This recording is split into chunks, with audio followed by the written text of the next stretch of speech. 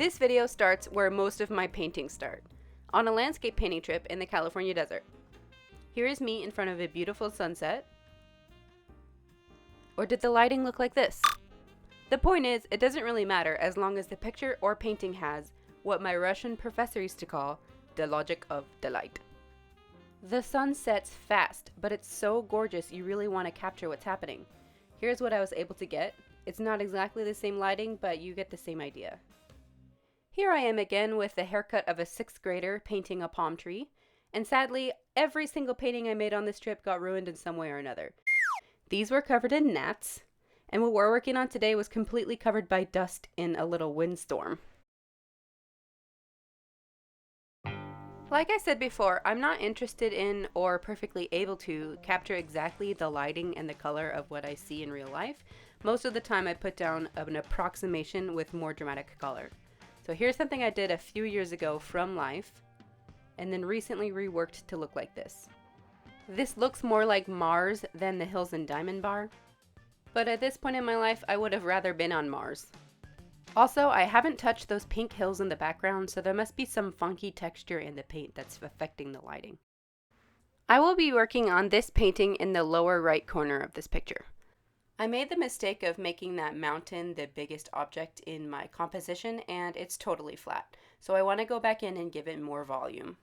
Unfortunately, these two pictures are the only photos I have of what I will be painting today, so I'll just have to remember what the scene looked like from life. Normally, when I start to rework a painting, I will sand it down first to start with a smooth texture. But because this one was already covered by dust and sand in the desert, I didn't bother. It was oddly really nice to paint on top of this gritty texture. This is going to be hard to explain, but when you step away from the painting, it almost looks like suede. So bear with me. I think it has to do with the sand being a barrier between the panel, which is on bottom, and then there's the sand, middle layer, and then you go on top with a layer of paint. But the paint doesn't smoothly fill in all the gaps between the sand. It just sits on top of each individual piece of sand. So the texture of the sand is exaggerated by the paint, and then there's these tiny minuscule shadows cast by the paint on top of the sand onto the panel. So it's really hard to explain, but the texture is really interesting, and it's kind of fun to paint on top of because it grabs the paint in a different way than just a canvas would.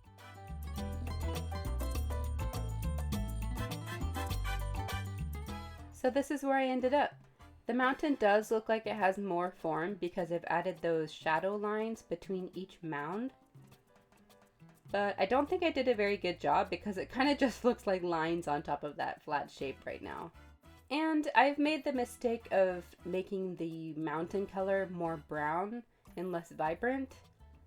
So kind of disappointing, and I think we should go back and fix it. Try and tell me that I'm wrong, that this doesn't look like suede. This is so cool. All the blue color in the sky is just the same paint. It's just the sand grabs onto it differently, and the texture is uneven, so that's how suede looks.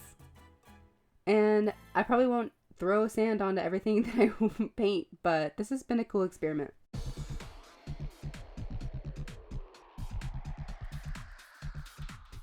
The goal now is to keep the form of the mountain, but undo what I did, making it more brown.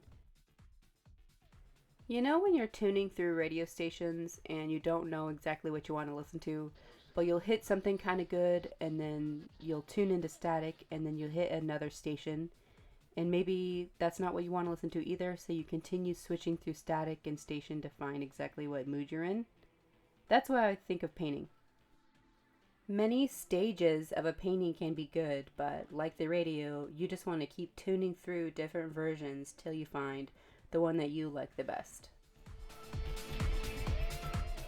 And this is not it. The color's definitely more vibrant, but what are those lines? The form of the mountain is awful. It looks like an elephant laying down.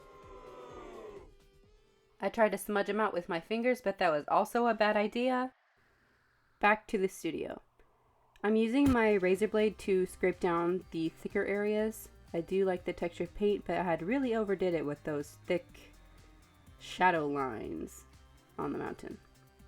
And here it looks like I'm making that same mistake again. What I had been missing before is warm lights and cool shadows, which helps you differentiate between the top and sides of the mounds in the mountain.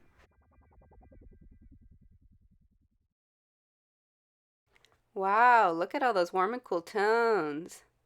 The mountain looks like it has form, and I like some of this purple color coming in. The line shadows in between the mountains aren't too dark and attention grabbing. I like how this has turned out. I'm happy. Wait, what is that? You know I had to go back and edit that.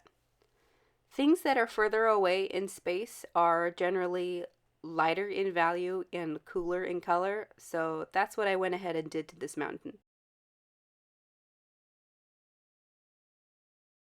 This has come a long way from sitting on the floor in the desert covered in dust. I'm very happy with all the changes that I've made, and I decided I'm finished, and I'm not going to touch this again.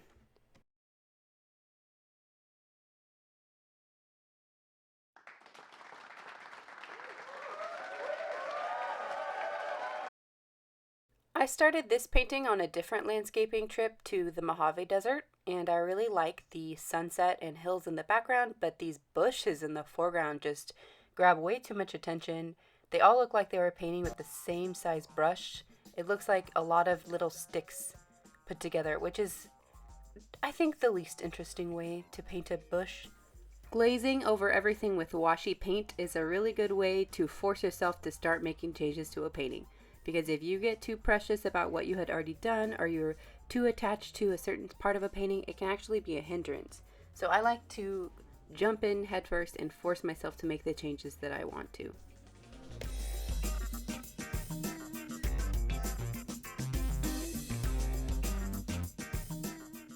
After that, I went ahead and sanded down different areas, which gave the painting this really interesting blurry effect.